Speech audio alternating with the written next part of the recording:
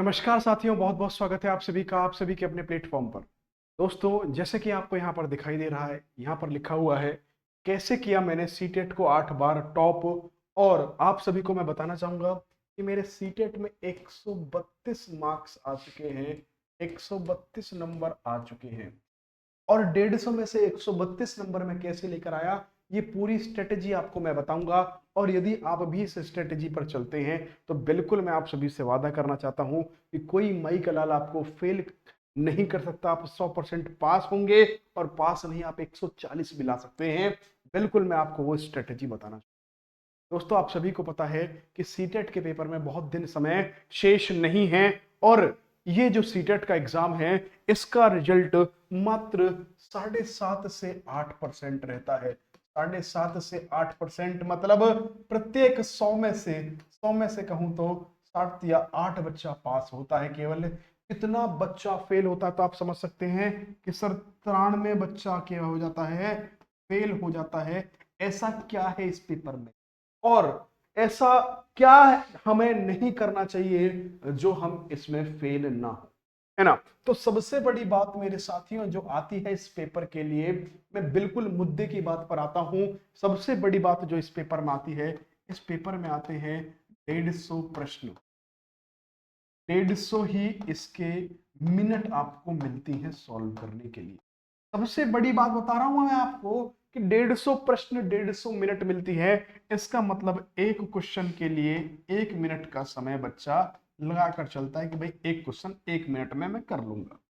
बच्चा इस बात को लगाकर चलता है। लेकिन कभी भी आप यदि सीटेट के प्रश्नों को देखेंगे तो भाई एक पेज पर तो वो कोई कोई ऐसा प्रश्न होता है कि पूरे पूरे पेज पर ही एक प्रश्न आता है। और क्या आप पूरे एक पेज को 1 मिनट में पढ़ के उस पर टिक लगाकर उसका गोला भर दोगे? पॉसिबल ही नहीं होता मेरे साथियों। इसीलिए बच्चों का सबसे बड़ा फेल होने का कारण है उनका पेपर छूटना। पेपर जो पेपर होता है ना उनका, बच्चों का पेपर जो होता है वो छूटना, पेपर छूटना सबसे बड़ा कारण होता है कि उनके पास क्या है, टाइम ही कम पड़ जाता है, टाइम ही नहीं बचता। और इस वजह से बहुत सारे बच्चे फेल हो जाते हैं इस सीटेट के अंदर। हो सकता है कि आपके साथ भी ऐसा ही, हो सकता है आपके साथ भी ऐसा ही हो जाता है। इसके लिए सबसे बड़ा रामबाण तरीका है कि सर करें तो अब क्या करें ऐसी चीज में, अब करें तो क्या करें कि भाई जब 150 क्वेश्चन 150 मिनट है ही, तो बताइए अब ऐसा क्या कर दें हम कि भाई हम ऐसे करके फेल ना हो पाए। तो ऐसा क्या किया जाए? तो इसके लिए सबसे बड़ा फायदा होता है जो हम यूज करते हैं, क्या, टैग वर्ड। इसके लिए सबसे बड़ा जो मैं रामबाण मैंने भी इस्तेमाल किया था, मात्र साथियों मैंने 7 दिन की तैयारी में अपनी सच बता रहा हूं, मात्र 7 दिन की तैयारी करी थी जब मैंने पहली बार सीटेट दिया था। और उस टाइम पर मेरे 125 नंबर आए थे सीटेट में, जब मैंने पहली बार लाइफ था। और मात्र 7 दिन की तैयारी थी। मुझे भी इस तरीके से लोग कहते थे कि भाई क्या होगा, लेकिन उस टाइम पर मैं आपको बताता हूं, मैंने डीएलएड की बुक्स को घोट कर पी लिया था। और मैं एक एक चीज को देख रहा था। इसके अलावा एनसीएफ को मैंने बहुत बेहतरीन तरीके से पढ़ा था। लेकिन एनसीएफ में मेरे को जो चीजें निकल के आई वो क्या था, टैग वर्ड। ये पॉजिटिव और नेगेटिव टैग वर्ड जो होते हैं ना, ये आपके पेपर को जल्दी करने में बहुत सहायता करते हैं। और मेरी तो इतनी सहायता करी कि मैंने सीटेट का पेपर जब भी किया 40 से 45 मिनट में मैंने पूरा पेपर ही कंप्लीट कर दिया। 40 से 45 मिनट में मैंने पूरा पेपर कंप्लीट कर दिया। 150 क्वेश्चन किन की मदद से, इन टैग वर्ड्स की मदद से, है ना। क्योंकि मैं क्या करता था, मैं पूरा क्वेश्चन नहीं पढ़ता था। क्यों? क्योंकि मैंने टैग वर्ड देखे और उसके आंसर लगाए, टैग वर्ड देखे और उस टैग वर्ड के हिसाब से आंसर लगाए। यदि उसके बाद में ऑप्शंस में भी ये चीज चेक करता था, जैसे कि मान लीजिए 4 ऑप्शन है आपके, 3 ऑप्शन यदि पॉजिटिव जा रहे हैं एक नेगेटिव जा रहे हैं तो कंफर्म है नेगेटिव वाला आंसर होगा। 3 ऑप्शन पॉजिटिव जा रहे हैं एक नेगेटिव जा रहा है तो कंफर्म है कि नेगेटिव वाला, या 3 ऑप्शन नेगेटिव है एक पॉजिटिव है तो वही वाला ऑप्शन होगा। इस तरीके से भी मैंने अपनी ट्रिक अपनाई। इसको बोलते हैं एलिमिनेशन मेथड। और पॉजिटिव नेगेटिव टैग वर्ड, आपके उस सवाल को इतना पढ़ने की जरूरत ही नहीं पड़ती। और ये चीजें कहां से आती है मेरे साथियों, जो इतनी स्पीड बनने का सबसे बड़ा कारण क्या है, इसका कारण है आपका प्रैक्टिस। क्या है इसका कारण? प्रैक्टिस। और प्रैक्टिस किसकी और किसकी, मेरे साथियों, केवल और केवल प्रीवियस ईयर। ये जो प्रीवियस ईयर क्वेश्चन है मैं लिख के दे रहा हूं आपका, 80% पेपर आपको यहीं से, यहीं से आपको प्रीवियस ईयर क्वेश्चन से ही 80% पेपर मिलेगा। आप प्रीवियस ईयर क्वेश्चन कर जाइए साथियों, मैं गारंटी लेता हूं कोई माई का लाल है नहीं जो आपको फेल करवा जाए। और प्रीवियस ईयर क्वेश्चन में उस चीज की प्रैक्टिस कीजिए जो मैं आपको बता रहा हूं, पॉजिटिव नेगेटिव। प्रीवियस ईयर आप क्वेश्चन लगाते तो क्वेश्चन में ऐसे ही समझिए कि आप बिल्कुल कहां पर बैठ के उस पेपर को कर रहे हैं, बिल्कुल आप पेपर वहीं पर बैठ के कर रहे हैं, पेपर हॉल में। उसके बाद दोस्तों, उसके बाद मैं क्या करता था, जैसे मैंने प्रीवियस ईयर पेपर उठाया, उसके बाद उसमें आंसर लगाए, जिस तरीके से मुझे पेपर में करना है वैसे ही मैं करता था। उसके बाद फिर मैं क्या करता था, जो बच्चे नहीं करते जिस काम को मैं करता था, क्या करता था, उसके बाद मैं करता था एनालिसिस। उसके बाद में एनालिसिस करता था, एनालिसिस करता था उस पेपर की, और एनालिसिस में बच्चे जो काम नहीं करते मैं वो भी करता।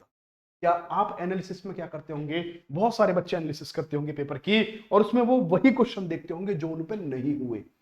कोई भी उन क्वेश्चंस पर ध्यान नहीं देता जो उसने सॉल्व कर लिए, उनके ऊपर ध्यान नहीं देता। क्या उसने तुक्का मार के वो सॉल्व करके सही आंसर आ गया, जो सही आंसर हो गया उनकी तरफ तो कोई बच्चा देखता ही नहीं है। यही सबसे बड़ी गलती होती है, क्योंकि मेरे साथियों बहुत सारे क्वेश्चन ऐसे होंगे जो कि आपका 5 मिनट भी लेकर गए होंगे, बहुत सारे क्वेश्चन ऐसे होंगे जो आपके 3 मिनट लेकर गए होंगे, है ना, आपने सही कर दिए होंगे। बहुत सारे क्वेश्चन ऐसे होंगे जिनमें आपने तुक्का मारा होगा और आपने सही कर दिया। तुक्का आप पेपर में मार सकते हैं, लेकिन प्रैक्टिस में तुक्का आप कभी भी मत मारिए।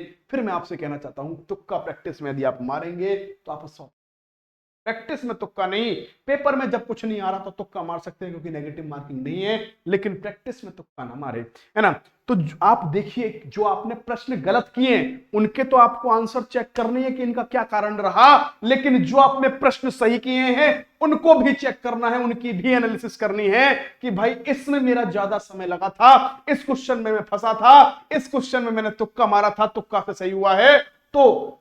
तो मुझे यह पता पड़ना चाहिए कि ये क्वेश्चन की क्या ट्रिक बनाऊं, यदि ऐसा पेपर में प्रश्न आ जाए तो मेरा इतना समय ना लगे, क्योंकि मेरे पास तो केवल एक क्वेश्चन को करने का 1 मिनट है। यदि मैं एक क्वेश्चन पर 5-5 मिनट लगाऊंगा, मान लो ईवीएस का प्रश्न है, दिशा वाला प्रश्न आ गया और आपने 5 मिनट लगा दिए, इसका मतलब आप पेपर में अपने आप को गर्त में ले जा रहे हो। 4 क्वेश्चन तो आप अपने आप में जीरो मान के चलो, क्योंकि आपने 4 क्वेश्चन की तो और एक्स्ट्रा टाइम खा लिया। 3 मिनट ले रहे हो, इसका मतलब 2 क्वेश्चन का एक्स्ट्रा टाइम खा लिया। और जहां पर आपको देखोगे कि पेपर में कम टाइम बचा है, आपके हाथ पैर फूलना चालू हो जाएंगे।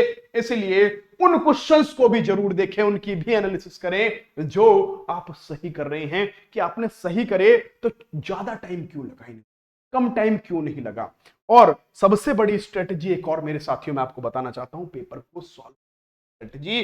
पेपर को सॉल्व करने की स्ट्रेटजी का मतलब मैं आपको बताना चाहता हूं कि सबसे पहले आप वो सब्जेक्ट चुनें जो आपको अच्छा आता है। जैसे कि आपको सीडीपी अच्छा आता है तो सीडीपी चूज करें, है ना, या आपको पेपर 1 में ईवीएस अच्छा आता है तो ईवीएस को सबसे पहले करें, क्योंकि आपका वो कम समय लेगा, है ना, क्योंकि रटी हुई चीजें होंगी। फिर सीडीपी करें, उसके बाद फिर आप हिंदी कर सकते हैं क्योंकि हिंदी आपकी मातृभाषा है। उसके बाद अगली भाषा दो, जैसे इंग्लिश है या संस्कृत है।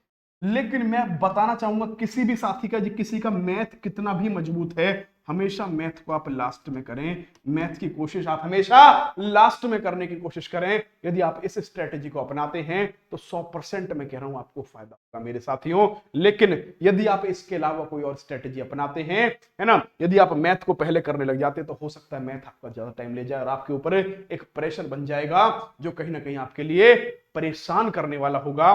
ठीक है ना, तो भाई इस काम को जरूर देखें। इसके अलावा जो पेपर 2 वाले बच्चे हैं तो मैथ वाले पोर्शन को हमेशा लेट ही करें। ये आप स्ट्रेटजी अपनाकर चलेंगे साथियों तो बहुत फायदा होगा। इसके अलावा जिस साथी को लगता है कि कोई कंसेप्ट तैयार नहीं हुआ है, जब आप एनालिसिस करोगे कि आपको पता पड़ जाएगा कि ये कंसेप्ट मेरा बार बार गलत हो रहा है, तो हमारे चैनल पर आइए केडी लाइव टीचिंग पर, उस कंसेप्ट के बारे में लिखिए, आपको उसकी वीडियो मिलेगी, आप उस वीडियो को पढ़िए और फिर से आप उसकी तैयारी कीजिए। इस तरीके से अब ये तैयारी करने का असल तरीका है। अब आप पूरी चीजों को बार बार पढ़ेंगे तो बहुत मुश्किल होगी। इस टाइम पर मैराथन देखना आपके लिए बहुत फायदेमंद रहेगा। जो टॉपिक कमजोर है, जिससे आपको प्रीवियस ईयर से पता पड़ रहा है कि ये टॉपिक मेरा कमजोर है, उस टॉपिक को करें। इस तरीके से आप, यदि आप रिवर्स इंजीनियरिंग से तैयारी करते हैं, मतलब रिवर्स मेथड से तैयारी करते हैं, इसको मैं रिवर्स मेथड बोलता हूं, रिवर्स मेथड से आप तैयारी करते हैं तो आप बहुत अच्छे नंबर लेके आएंगे। और इस स्ट्रेटेजी को आपको जरूर मेरे साथियों अपनाना चाहिए। तो भाई इस तरीके से मैंने सीटेट में 8 बार टॉप किया, 132 नंबर मैंने लेके आया, 130 नंबर आए, है ना, मेरे 131 नंबर आए, 130 नंबर, 132 नंबर, इस तरीके से मेरे आए हैं। सबसे पहली बार 125 नंबर आए थे मेरे। तो मैं कह सकता हूं कि हर बार कहीं ना कहीं मेरा टॉपर्स में ही स्थान रहा है। तो दोस्तों आप भी इस तरीके से चीज़ों को कर सकते हैं। तो बहुत बहुत धन्यवाद, और किसी भी तरह की प्रॉब्लम के लिए हमारे YouTube channel KD live teaching से जुड़ें, हमारा Telegram channel KD live teaching के नाम से ही है, नोट्स आदि लेने के लिए भी आप वहां से जुड़ सकते हैं। तो बहुत बहुत धन्यवाद दोस्तों, थैंक यू वेरी मच, जय हिंद, जय भारत, नमस्कार, धन्यवाद।